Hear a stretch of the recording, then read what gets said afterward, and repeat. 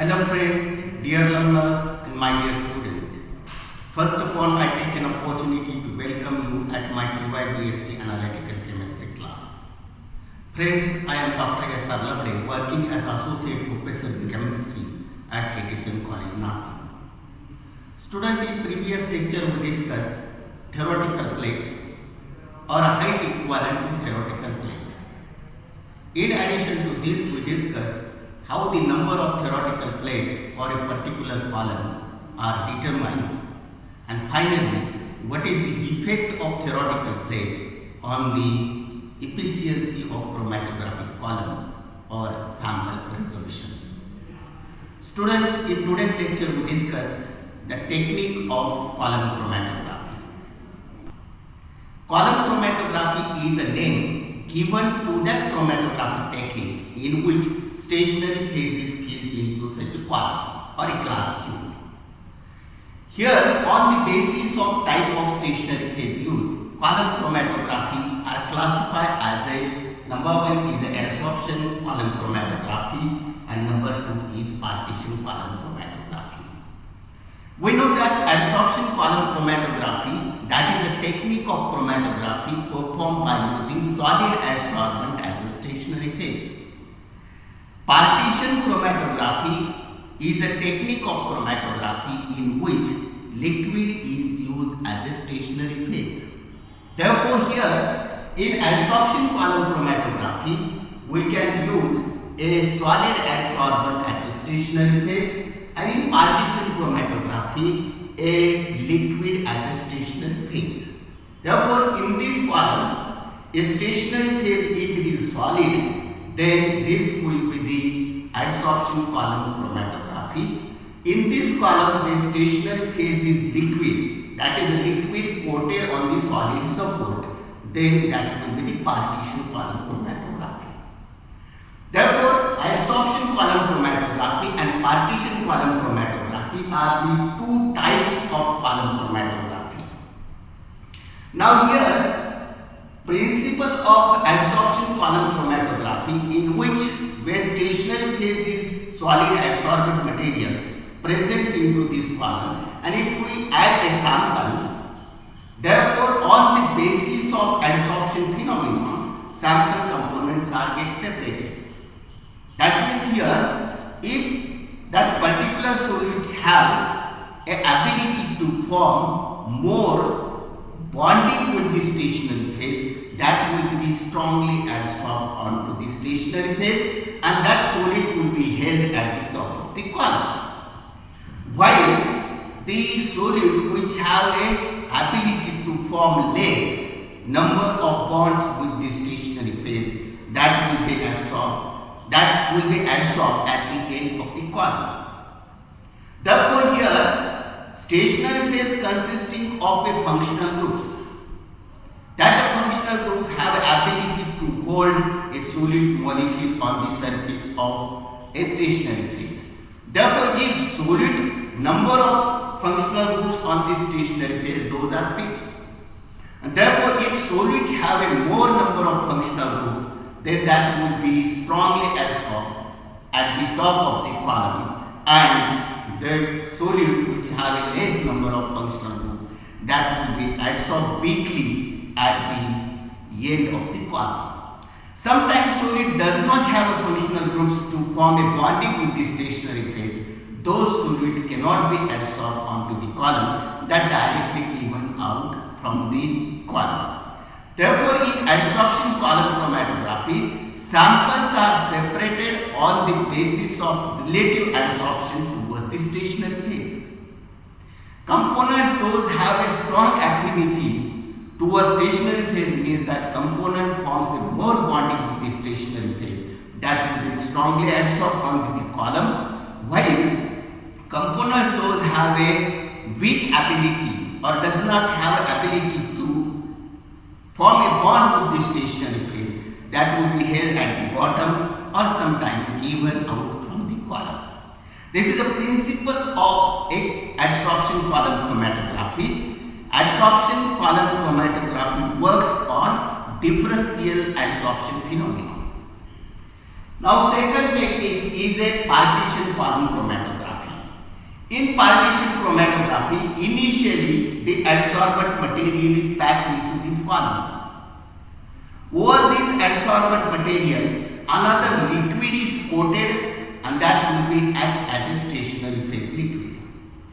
Therefore, in partition chromatography, essentially stationary phase must be a liquid. Therefore, in this column, in order to hold that stationary phase, initially we need a support to that stationary phase. Therefore, initially a solid adsorbent material is packed into this column, and over that material a liquid stationary phase is sometime added, and that may be bind chemically onto the solid adsorbent material. Therefore, that would be stable stationary phase into this column. Therefore, stationary phase is coated on the solid support, and that is a liquid stationary phase. At that time, it is a partition column chromatography. Definitely, second, mobile phase that may be liquid, but that liquid must be immiscible with stationary phase liquid. Therefore, here, when that immiscible liquid containing sample component added into this stationary phase containing another liquid, therefore two liquids are in contact with each other. Therefore, the component which have a more solubility in stationary phase liquid that goes or that prefers to transfer into the stationary phase, while the component those have a less solubility in stationary phase, means that have a more solubility in mobile phase, that prefers to remain in a mobile phase. Therefore, based on the solubility difference between the two solvents, that component is get distributed between the stationary phase liquid and mobile phase liquid. If both stationary phase as well as mobile phase are liquid, and therefore in this case, solubility difference on which this separation takes place. Therefore, in adsorption chromatography, on the basis of relative adsorption, sample components are taking place, sample components are separated, and in partition column chromatography, on the basis of solubility difference, sample components are separated. Now we discuss how this technique is performed. Now, in order to perform this technique as an adsorption type of chromatography or a partition type of chromatography, first of all, we have to select a column for a holding a stationary phase. Therefore, selection of column is selected, means such a type of column is selected whose length is about 50 to 60 centimeter and diameter is about 2 to 3 centimeter. Such a column is selected for a chromatography. Sometime in place of this column, a burette may be selected having a stopcock like this. Therefore, burette of 50 to 60 centimeter length that can be selected as a column for a column chromatography. But generally, the column chromatography is in this dimension. Length of the column is about 40 to 50 centimeter and diameter is about a 2 to 3 centimeter. This column must have a stopcock in order to adjust the flow rate of mobile phase. Therefore, such a type of column is initially selected. This column is shown in this figure. Second type, selection of stationary phase. Stationary phase which is required for a adsorption column chromatography is a solid adsorbent. Stationary phase for adsorption column chromatography is a solid adsorbent. And this solid adsorbent may be silica gel, then alumina, magnesium silicate,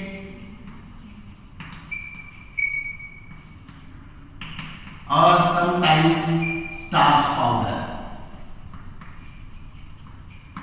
All these materials can be used as an adsorbent for a adsorption chromatography.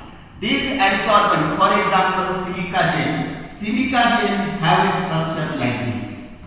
Here, this is a structure of silica gel. That means here, in this case, this is silica and here this is hydroxyl group, this is hydroxyl group and this is oxygen. Silica have valency 6, therefore 6 covalent bond can be formed by this silica. But if we consider here these two groups, here oxygen have delta negative, this hydrogen have delta positive, this oxygen delta negative, this hydrogen delta positive. Again there is lone pair of electron on these two oxygen.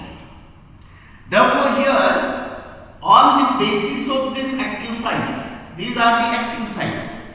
This lone pair of electron present on the oxygen have ability to hold the molecule on its surface. Similarly here, this delta negative charge present on the oxygen and delta positive charge present on the hydrogen have ability to form a hydrogen bonding type bonding with the solid molecule. Therefore, based on this, these sample components are get linked on the stationary phase. The material which does not have such a type of functional groups or such a type of charges, that material cannot be used as a stationary phase in adsorption quantum chromatography or in adsorption chromatography. Therefore, adsorption, we know that it is a physical phenomenon, that is a one solid is get accumulated on the surface of another solid. The solid which is hold that particular substance, that is called as adsorbent, and the solid which is stick on the surface of this adsorbent, it is called as adsorbate. Therefore, there is bonding between adsorbent and adsorbate. Based on this, the sample components are get separated in adsorption chromatography. Now here, in adsorption quantum chromatography, stationary phase may be here silica gel having structure like this, alumina, magnesium silicate, starch powder, etc. Now, second, that is a selection of stationary phase. Selection of stationary phase, that will be depends upon the type of sample to be separated. If we have to separate polar compounds from one another, means that polar compound have ability to form a bonds with such a stationary phase. At that time, here silica gel is preferred as a stationary phase. Therefore, generally acidic compound are separated by using a silica gel. For example, para-nitrophenol and meta-nitrophenol. You are familiar with these two compounds. N double bond O, and here a orthonitrophenol means this compound. N O double bond O. Here this nitrogen have positive charge, this oxygen have a negative charge. Therefore, this oxygen have a negative charge. Similarly, here O and here H. Now here, if we consider a para-nitrophenol and meta-nitrophenol. This is a para-nitrophenol, this is orthonitrophenol, not meta, orthonitrophenol. Again here there is positive charge, there is negative charge, positive charge. Here there is positive charge, negative charge. But in this case, this forms a intrahydrogen bonding. Intrahydrogen bonding. Therefore, here both of these compounds are polar. Para-nitrophenol and orthonitrophenol both have same functional groups. Only position of this functional group is different. At different position, these functional groups are present in the molecule. Consequently, if we consider the polarity of these two molecules on the basis of two functional groups, both compounds have identical polarity.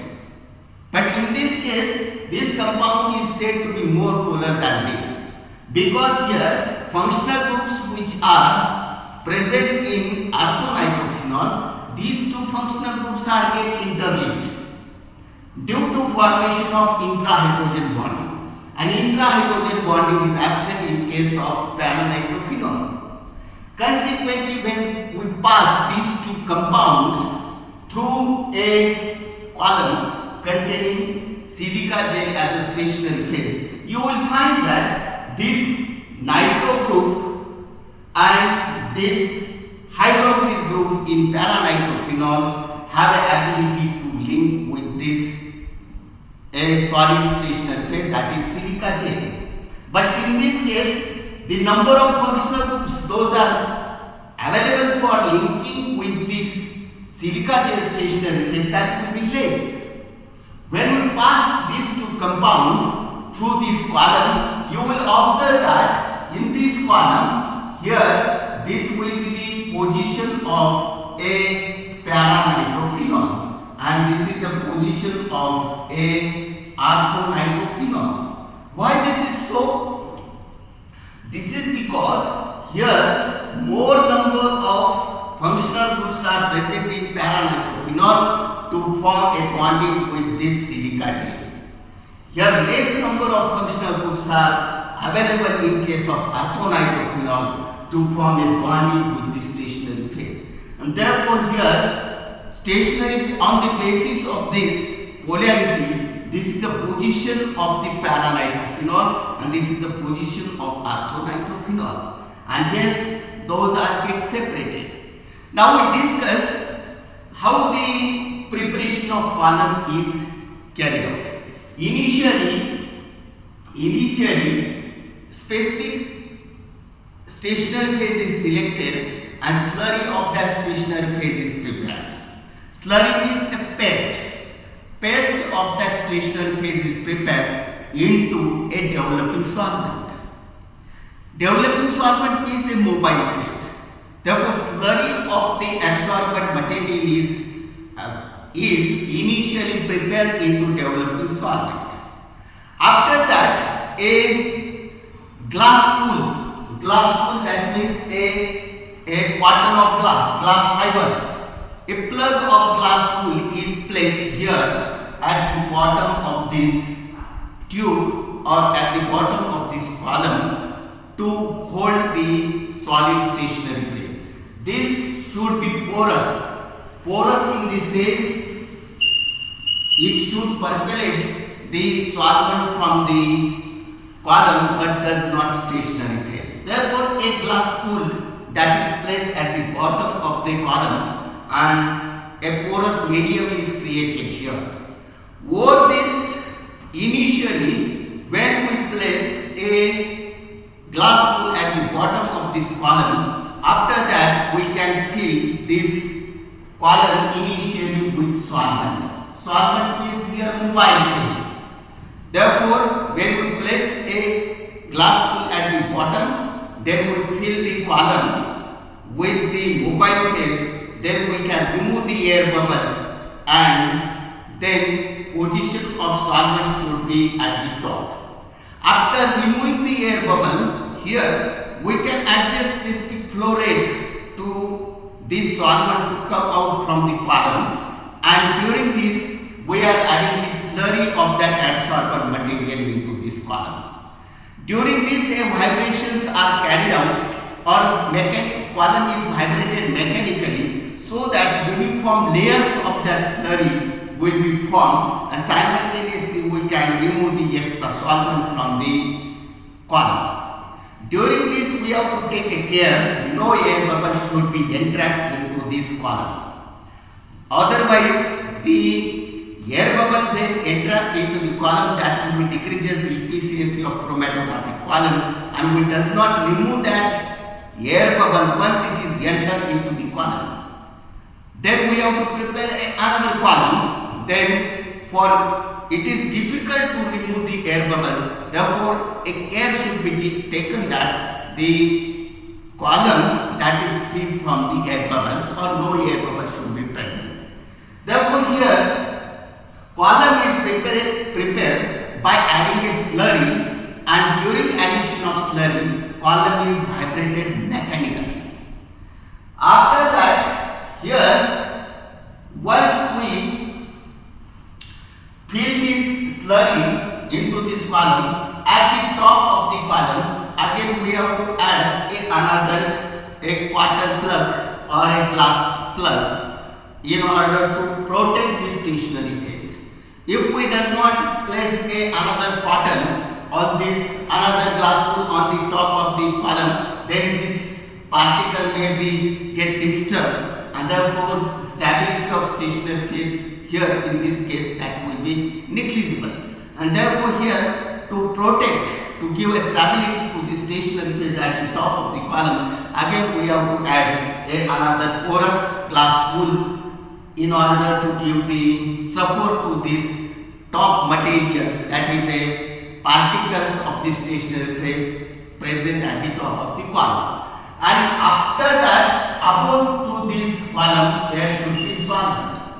Solvent should not be drained down below this quarter or below this glass wool, otherwise air bubble is getting trapped. Therefore here the solvent should be always above to this glass wool. And then next step is a preparation of a sample, preparation and loading of sample. Sample containing two or more components. Suppose for example we have a sample containing para-nitrophenol and ortho-nitrophenol. These sample initially dissolve into the small volume of mobile phase. Always you can use a mobile phase as a solvent. For preparation of slurry you can use mobile phase solvent. For sample preparation we can use a mobile phase solvent. If we use another solvent, then another solvent, if that have a specific functional role, that may get linked on the stationary phase. To avoid this, solvent is always used as a mobile phase for preparation of slurry as well as preparation of sample solution. Therefore, a sample solution is prepared into developing solvent or mobile phase, and that sample is added at the top or in this region of the column. When the solvent is when sample is added at the top of the column, then with adjusting a specific flow rate, initially this sample is allowed little bit to drain down. Here, after that we have to continuously add the solvent, and flow rate of the mobile phase that should be 0.5 to 1 ml per minute. Therefore, flow rate of mobile phase that should be adjusted equal to 0.5 to 1 ml per minute. That is only 0.5 ml solvent is given out from the column in a 1 minute. Here maximum time is given to that solid molecule to form an equilibrium with the stationary phase. If it is a adsorption chromatography, then here on the basis of relative adsorption sample components are separated, and if it is a partition chromatography, on the basis of relative solubility sample components are separated. In case of partition chromatography, component that have more solubility in stationary phase liquid, that will be at the top, and component those have less solubility in stationary phase, that will be at the bottom in the column. Therefore, on the basis of solubility difference, in that case sample components are get separated.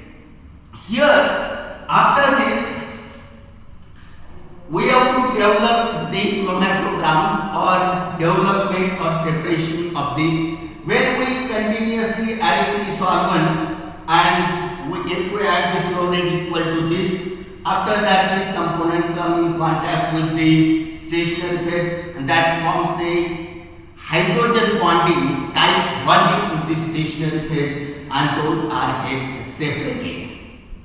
Here, sometimes if those are colored components, if those are colored, then we observe the color band into this column. Colored band itself indicates components are get separated into the column or onto the column. That is called as separation. Next step is called as elution. Elution, once the sample components are separated onto this column in this type of color bands, then next step we have to remove these sample components by using a mobile phase. That process is called as elution. Elution is a process of selective removal of separated sample component from the column. For this purpose, we have to adjust the polarity of solvent. In this case, para-nitrophenol forms a bonding with the stationary phase. Because para-nitrophenol is polar, therefore here stationary phase is polar. Due to polar-polar linkage, this component is get adsorbed. Similarly, orthonitrophenol that have a less number of functional groups, therefore that will be adsorbed at the bottom of the column, but that is again on the basis of polarity. Therefore, here we have to change the nature of mobile phase. After separation, we have to change the nature of mobile phase. That means we have to make a mobile phase more polar than earlier mobile phase. Therefore, if we use more polar mobile phase, then the sample component initially hold on the stationary phase. Now it is get dissolved into the mobile phase because mobile phase is more polar than the stationary phase. And then that component is removed from the column and that get collected into this collector or a receiver. Therefore, elution, that is a selective removal of separated sample component from the column, and it is done by changing the solvent polarity. And during this elution process, whatever the solution coming out from the column, that is called as elute. Elute, that is a solution with sample component coming out from the column. Now here, these eluted sample components are collected in a separate compartment or a separate container, and after that by means of chemical test, identification is carried out, that is qualitative analysis by performing organic qualitative analysis or inorganic qualitative analysis. We have to identify initially which is that compound. That is a qualitative chemical analysis. Once we identify this component is present in the sample or in this elute, then after that we have to find out how much it is. Then quantitative analysis. Quantitative analysis may be carried out by using measuring the absorbance if it is colored solution. Sometimes by dichromatic method, its reaction can be carried out with another solvent, or sometimes any other chemical method which is required for estimation of that component. The final step in column chromatography is a qualitative and quantitative analysis. Qualitative analysis means it is identification of sample component, and quantitative analysis is related with determination of separated component. Now in this case, in this way, this column chromatography work. Therefore, technique of column chromatography, that may be adsorption column chromatography or partition column chromatography. On the basis of adsorption phenomenon, sample components are separated in adsorption column chromatography. On the basis of partition or solubility difference, the sample components are separated in partition column chromatography. Technique of column chromatography. Column chromatography can be performed by using or by performing all these steps. Number 1 is selection of column. Number 2 is selection of stationary phase. Number 3 is preparation of column. Number 4 is preparation of sample solution and loading of sample solution. Next, development or separation of the sample component. Finally, removal of separated sample component, that is called as elution, and at the end we have to find out which is that component present in the sample and how much it is. In this way, the column chromatographic technique is performed. Student, with this we stop here. In forthcoming lecture, we will discuss the technique of paper chromatography. Similarly, how the paper chromatography technique is performed for qualitative and quantitative analysis. On the basis of today's discussion, you can find out the answers of following question. Number 1, what is adsorption column chromatography? Number 2, what is partition chromatography? Explain the principle of adsorption column chromatography. Explain the principle, that is separation principle of partition column chromatography, and explain the technique of column chromatography. With this, we stop here. Thanks for joining me. Keep learning. Happy learning.